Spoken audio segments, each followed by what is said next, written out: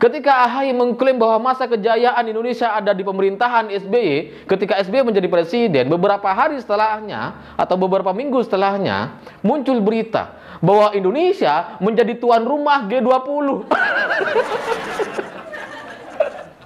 Hanya di Presiden Jokowi itu untuk pertama kalinya dalam sejarah.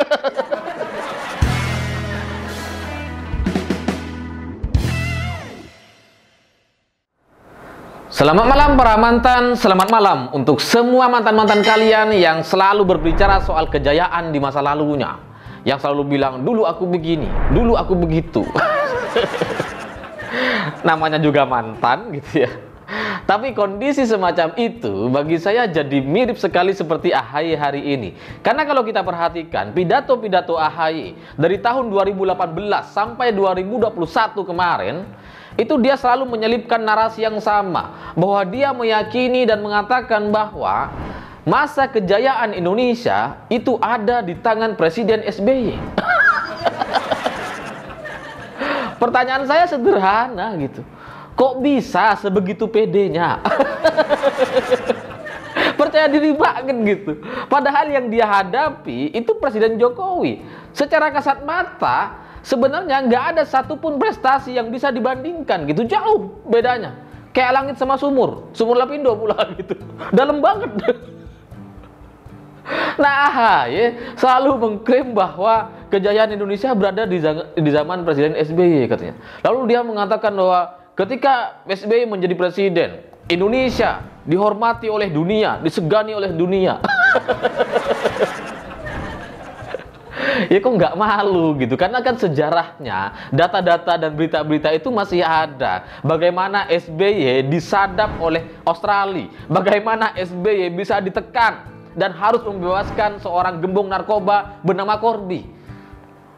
Kenapa AHY nggak bisa baca data-data itu dan berita-berita itu? Sebenarnya kan sudah ada di mana-mana gitu, dan belum dihapus sampai sekarang. Bacalah gitu. Yang kamu sebut disegani dunia itu dari sisi apanya? Presiden disadap sama negara lain. Terus nggak ngapa-ngapain tuh presidennya? Nggak bisa ngapa-ngapain. Kenapa? Ya takut lah. Yang kayak gitu kok malah mau disebut disegani gitu. Kan nggak sesuai gitu dengan pengakuannya. Lalu kemudian dia mengatakan bahwa infrastruktur berjalan dengan baik. Apaan? Hambalang itu cuma salah satunya. Dari perairan kemudian bandara, rel kereta api, jalan tol, banyak yang mangkrak, banyak yang nggak dibayar tuh pembebasan lahannya. Tapi masih dengan percaya dirinya mengatakan bahwa infrastruktur pembangunannya berjalan dengan baik. Kok nggak tahu malu gitu ya. Ini kalau saya ibaratkan AHY dan keluarga Cikias itu ibarat apa ya? Ibarat teman kita gitu ya. Yang sebenarnya tuh nggak kaya-kaya banget gitu. Lalu kemudian mereka pamer-pamer merasa dirinya paling kaya di dunia gitu. Padahal sama kita aja jauh tuh jaraknya. Dan saya nggak habis pikir kenapa kemudian keluarga-keluarga Cikias ini sama bentuknya gitu. Kayak Ibas dengan AHY saling menghormati, saling menghormati itu benar. Tapi saling memberikan penghargaan. Saya bangga dengan Ibas, iya saya bangga dengan AHY. Lalu kemudian Demokrat memberikan penghargaan kepada SBY. Padahal yang menentukan kebijakan-kebijakan penting di Demokrat itu SBY. Sementara yang memberikan penghargaan AHY. Muter-muter gitu aja gitu.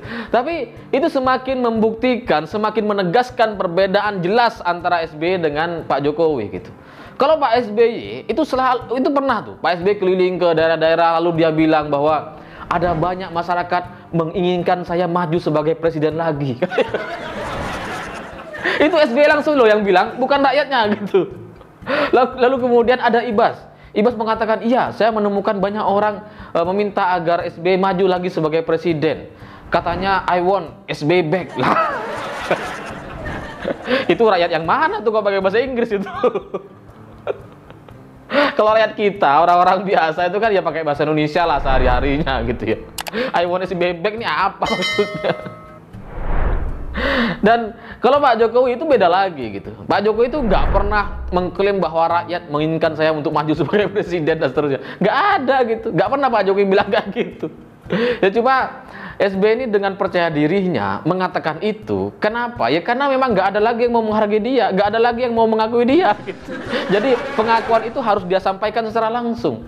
Itu sama seperti kita lah. Misalkan kita ini kaya gitu ya. Cuma kan kita nggak enak mau bilang saya ini kaya loh. Kan nggak enak mau bilang nggak gitu ya. Karena di atas orang-orang kaya itu masih ada lagi orang-orang kaya lainnya. Mungkin memang ada orang-orang yang menginginkan SBY untuk jadi presiden lagi, tapi itu jumlahnya nggak seberapa. Mungkin beberapa ekor aja gitu. Nggak signifikan. Selain itu, takdir politik di Indonesia ini mendapatkan seperti mendapatkan banyak kelucuan gitu. Seperti Gibran misalkan, beberapa hari yang lalu itu kan di framing bahwa Gibran memuji Anies Baswedan katanya.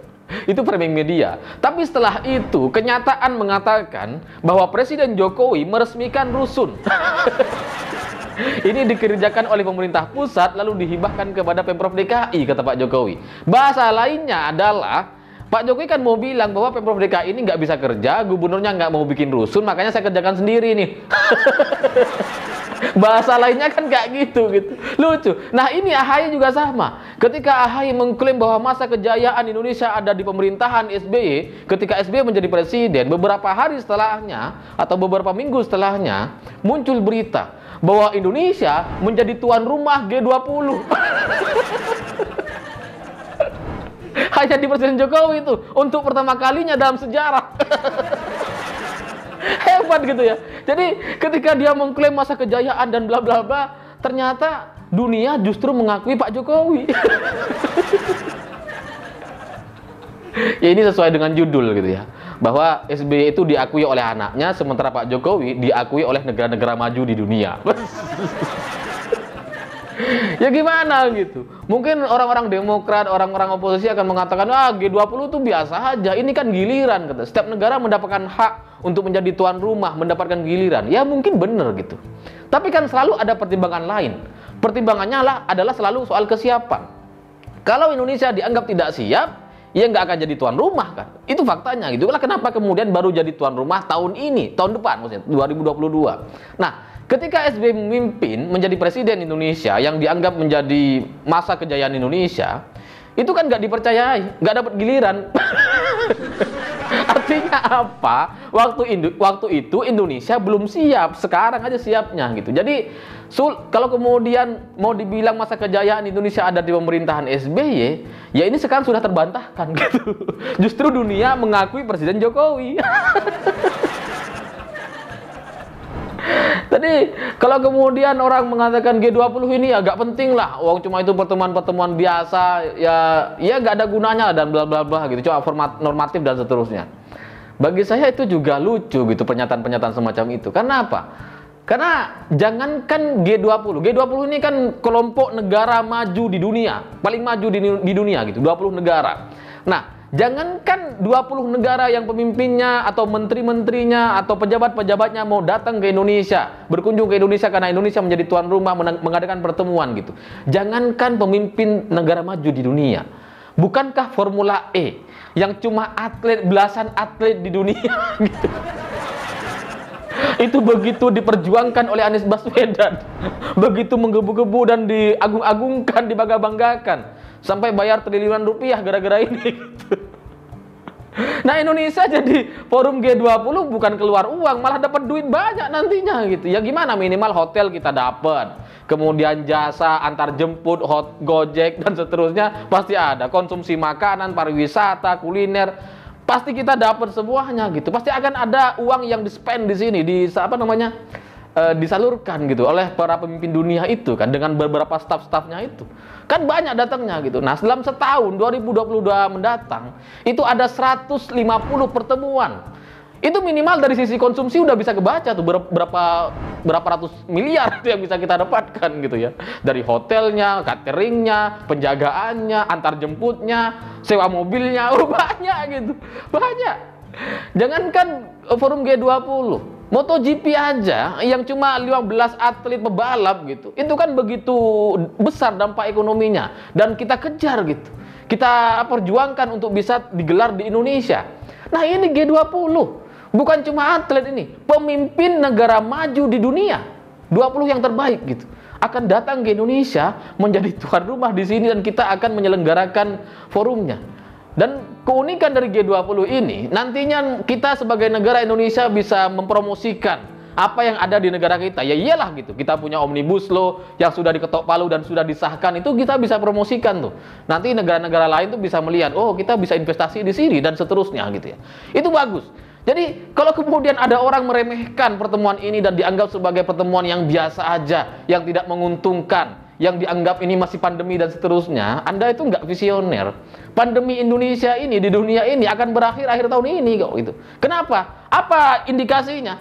Karena kita sudah melihat arahnya gitu. Vaksinasi sudah berjalan terus, lancar banyak. Ketika sudah tercapai 60% atau 70%, hampir pasti kita bisa berjalan secara normal. Itu yang terjadi yang kita lihat di Inggris, di Italia, yang setiap minggu sudah menggelar pertandingan sepak bola dan nggak ada protokol kesehatan, semua orang datang tanpa masker gitu, dempet-dempetan tanpa jarak dan seterusnya. Nah, Indonesia sedang mengarah ke sana gitu. Jadi ya mungkin sekarang memang belum gitu, tapi 2022 ya di akhir tahun nanti pasti itu sudah bisa selesai dan kita bisa menikmati forum G20 ini dengan penuh sukacita gitu. Karena kita berharap ekonomi jadi langsung bagus, kemudian pariwisata juga jadi kelihatan juga berdampak, kemudian orang-orang sudah menikmati dampak ekonominya gitu ya. Ya minimal aktivitas ini tuh bisa membuat masyarakat di sekitarnya atau masyarakat di Indonesia itu jadi punya kerjaan tambahan gitu ya. Yang driver itu berkumpul nanti di NTT atau di Bali, entah di mana lah forum ini akan dilakukan gitu ya. Jadinya ya orang-orang akan mendapatkan gairah ekonominya. Jadi kalau kemudian ada orang mencibir ini cuma pertemuan biasa, itu saya pikir itu pemikiran-pemikiran yang iri aja gitu. Nah, AHY ketika melihat ini di tahun depan, saya nggak tahu bagaimana mukanya gitu. Apakah dia masih akan mengulangi pidato yang sama seperti tahun 2018 sampai 2021 yang mengatakan bahwa Indonesia berada masa kejayaannya di masa Pak SBY? Saya nggak tahu. Tapi pada intinya saya melihat ada takdir baik yang selalu mengiringi Pak Jokowi. Ini luar biasa gitu, karena entah ini kebetulan atau emang ini sengaja direncanakan gitu, karena kan ketika kita mau menggelar forum G20 ini menjadi tuan rumah gitu ya, Omnibus Law sudah ada sehingga nanti bisa kita pamerkan, bisa kita presentasikan ke negara-negara maju ini gitu. Lalu kemudian FPI sudah bubar, Rizik masih di penjara. Pimpinan demonya masih belum bisa demo-demo, belum bisa merusak-rusak suasana gitu kan. Ini kan sangat apa ya, takdir yang baik lah untuk Indonesia gitu. Katakanlah ini kebetulan, tetap saja ini sebuah kebetulan yang sangat luar biasa. Pada prinsipnya, pada intinya saya ingin mengucapkan terima kasih dan selamat kepada Presiden Jokowi yang mendapatkan kepercayaan menjadi presidensi tuan rumah forum G20 di Indonesia tahun depan. Semoga itu bisa dimanfaatkan, semoga AHY bisa menerima kenyataan ini dengan baik. Saya pikir itu, terima kasih sudah menonton. Begitulah kura-kura.